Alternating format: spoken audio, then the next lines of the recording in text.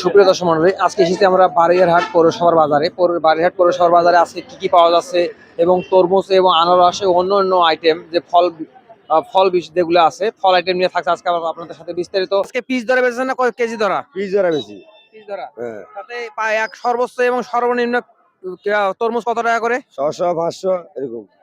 6 থেকে 500। হ্যাঁ, 6 থেকে 400 300 লাগবে, 500 তো বেশি তাতে কাস্টমার সাড়া কেমন কি পাচ্ছেন? আছে, ভালো আছে মোটামুটি। দাম বেশি তো, মাল কিনে বেশি এখন, মাল এখন কিনে বাড়তি। এই আনারস 1 পিস এবং 2 পিস কত করে দাম?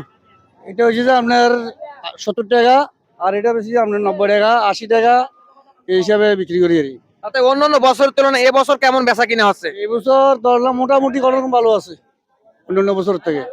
তরমুজ কিনতে আসছি, কেমন কি দাম? দাম অনেক। তাতে কি আজকে সাধ্যের মধ্যে হবে না কেমন কি? সাধারণ মানুষ সাধ্যের বাইরে, মানে গরিব তারা এদের সাধ্যের বাইরে। কত টাকা হলে সাধারণ মানুষ সবাই খাইতে পারতো? 300 350 600 টাকা হইলে এটা দেখা যায় 500 টাকা 600 টাকা এরকম দেখতেছি। দাম চাচ্ছে মানে ক্রেতারা এভাবে সাধারণ মানুষ যারা যারা খেটে খায়, রিক্সা চালায়, দিন মজুর, তারা কিন্তু তরমুজ মানে কিনে সামর্থ্য তাদের নাই।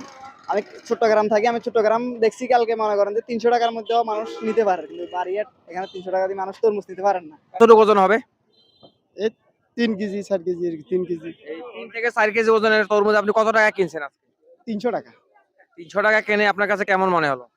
300 টাকা হলে বেহাল অবস্থা, কারণ আমি তো আর প্রতিনিয়ত বাজার করি না। তো আসলাম আজকে, তো দেখতেছি যে বাজারের দাম কিন্তু অনেক মাঙ্গা। মানে যতটুকু আপনি বললেন পার কেজি প্রায় 1 কেজি 100 টাকা করে পড়তেছে, জি জি যদিও কেজি হিসাবে বিক্রি করতেছে না। জি জি। চাবা কলা 80 টাকা, বাংলা কলা 120 টাকা। এই দুই জাতের কলা আমার কাছে এখন আছে।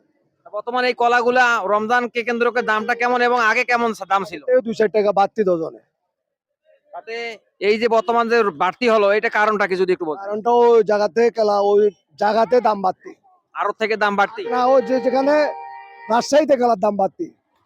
রাজশাহী থেকে দাম বাড়তির কারণে আপনাদেরও বাড়তি করে বেচতেছে। গাড়ি ভাড়া বিভিন্ন রকম যাতায়াত খরচ বাড়তি হয়ে গেছে, ওই জন্য একটু সমস্যা।